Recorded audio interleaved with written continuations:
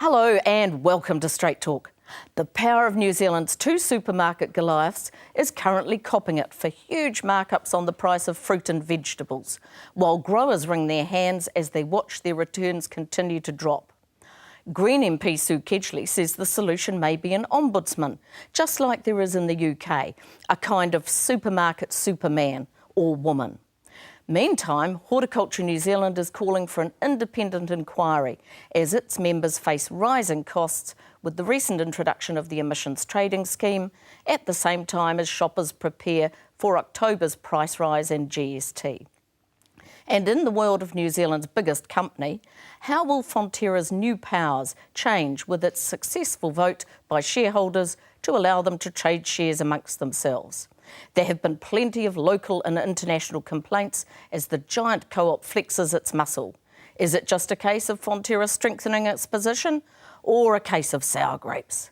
Today my guests are New Zealand Herald columnist Fran O'Sullivan and retiring Shareholders Council Chairman Bruce Sheppard. Well, Fran, these complaints about the power of supermarkets, they've been around for ages. What's new? Well, you did right, Glenys. Indeed, it is what's new. But I guess one of the issues is, how do the growers actually retain more of the profit margin for themselves? And we've seen a migration to farmers' markets in recent years, which does cut out the middleman and enables the consumer to buy goods at a much cheaper price. But, maybe they've got a point to look at it. But I think one of the things that consumers also need to be aware of is really it's the stuff around the edges of the supermarket that's probably quite good for you, other than all the other stuff in the middle anyway. So yes. Yeah. What do you think, Bruce? You're a farmers' market shopper? No, but I never buy meat or fruit and veg at the supermarket. Mm-hmm. Is that just based on price? Absolutely, and quality. You will find from your specialist fruit and veg shops, my classic bananas, perfectly good, 99 cents a kilo. Supermarket, $2.99. 9 cents a bunch for spinach. Sure, it's the loose leaves, but the reality is reducing the supply chain and breaking monopoly power is ultimately good for the supply chain and does improve returns for everyone. The way supermarkets operate across the board is they concentrate their buying power and they charge people to actually display goods on their shelves. If fruit and veg suppliers think they've got it tough, you want to try introducing a new product to a supermarket. The way it goes is you have to pay them rent for your shelf space and restack your own shelves and have your own sampling people in there. They have immense buying power and it's unfortunate. So you'd be in favour of the Horticulture New Zealand suggestion of an inquiry into supermarkets' powers, or does it need to be something more, a broader brush approach? I'm not a huge fan of more regulation and more interference. I'm a fan of consumers simply saying, I'm going to buy what's right for me. And the reality is, generally, supermarkets' value propositions outside of non-perishable groceries simply isn't there. So what we need is a well-organised public campaign of some sort, Fran? Is this the answer? Well, I guess part of it is sort of comes down to the breakdown of communities. I mean, if you go back a few decades ago, and every small community would have its sort of village town.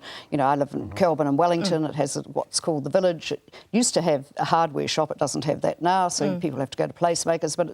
And it doesn't have a fruiterer. It used to have two. It still has a butcher, and you can buy good vegetables at the local Foursquare.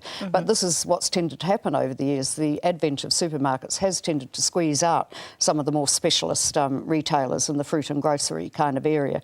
So, I mean, I guess it's a question of, farmers' markets have erupted, but people have to actually go to places if they want them to stay about. And my message would be, support your local shops. What about the position of growers, Bruce? I mean, they're complaining always that their margins are very small. They're not getting an adequate return from the very good quality produce they do put out there to buyers. Well, again, how do they supply their product? Through the market system and the auction system. It comes back to who's bidding. And perhaps the answer is for the small fruit and veg suppliers to actually organise into buying groups to effectively have the buying power to compete with the supermarkets and increase the prices. But there is no answer to the market system. You're a price taker. And it's a bit like any primary produce, once you've cut the thing out of the ground and you ship it to the market, you get the market price. And it's the perfect supply and demand equation. Sue Kedgley's ombudsman idea for supermarkets, is that a flyer? Nah.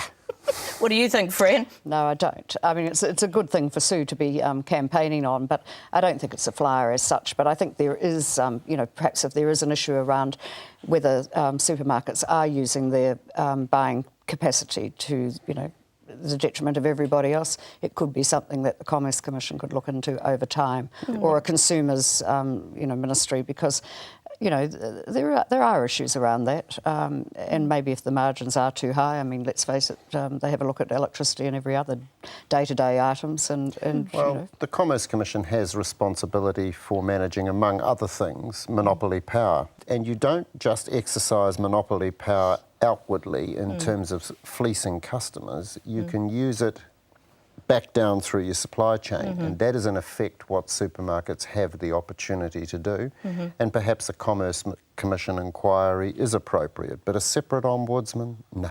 Now, moving on to Fonterra, it was a very big show of strength by the shareholders in the numbers that they turned out and the percentage of vote that they gave to the trading amongst farmers proposition. What change is that going to make, Fran?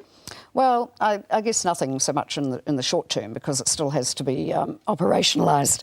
But in the longer term, arguably, it's going to. I think the big benefit from Fonterra's point of view is it protects the back door. It isn't subject to redemption risk in quite the same way it has been in the past. I'll be keen to know how the fund that has been set up, effectively providing a redemption out for farmers who are stressed, how that actually will operate in practice, and whether it actually does provide the safety valve for farmers that get under pressure, particularly if prices, go for another tumble again. What do you think, Bruce? I've talked to the Shareholders' Council, I think, 3 times during their various iterations of how they're going to move their company forward, and there are 3 enduring problems with the cooperative model on the world stage. One is the setting of milk price. 2 is the take and pay contract. No business wants to have that level of lack of control over their supply chain, whereas the suppliers want it taken or it gets dumped in the river. And the 3rd issue is redemption risk and capital raising for expansion. This proposal sort of deals with redemption risk, but it doesn't assist them in any way to raise capital. So the only outcome I see from this, after they've played with it for maybe 4 or 5 years, is they will wake up to the grim global reality that in order to grow their business they need new capital. They will work out that in the scheme of things on the planet, 14,000 farmers in New Zealand are irrelevant and capital constrained, and they will have to deal with the 3 fundamental issues that they've had to deal with from the very beginning. All along. Transparency on milk price setting that delivers a fair return for the value that the company adds, and they're going to have to redress the take and pay contract so that a corporate entity can control its feedstock more efficiently.